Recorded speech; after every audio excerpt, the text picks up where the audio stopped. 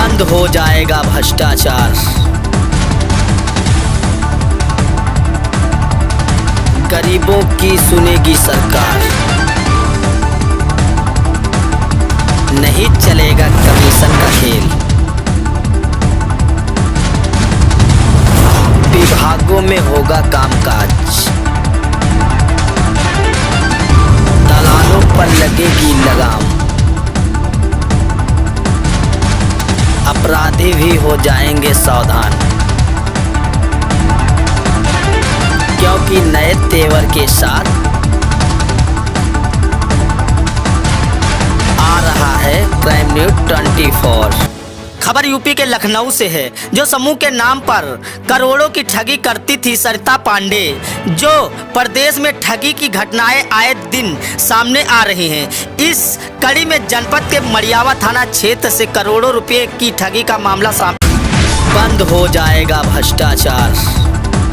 सरिता Pandey BC का जो है समूह चलाती थी। ये समूह जो है इनका चलता था, मतलब 20 लोगों का चलता था, जिसको कभी ज़रूरत होती थी हर एक महीने में एक सदस्य को भी दे दिया जाता था वो समूह। ये मैं हरदोई का रहने वाला हूँ और मुझे सरिता पांडे ने पैसा 1.5 गुना या 2 गुना करने का लालच दिया था। लगभग हम इन्हें 2 साल से जानते थे और 20 महीनों से लगभग अपना पैसा इनके पास जमा कर रहे थे। लगभग 4 महीने पहले मैं इनसे पैसा लेने के जब आया तो हमें ये दिखी नहीं, उनके सारे नंबर स्विच ऑफ पाए गए। ये घर परिवार से मैंने पता करा तो मुझे मालूम हुआ कि ये घर पे है नहीं, ये कहीं फरार हो चुकी है। गरीबों की सुनेगी सरकार।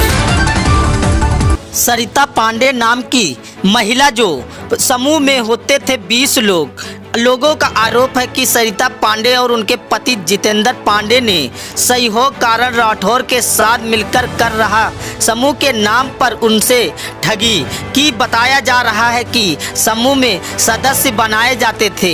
एक समूह में करीब 20 लोग की संख्या होती थी। बारी बारी से सभी प्रत्येक महीने में 1 तारीख को पैसा देना सुनिश्चित करते थे। समूह के नाम पर करती थी सरिता पांडे जो ठगी का काम।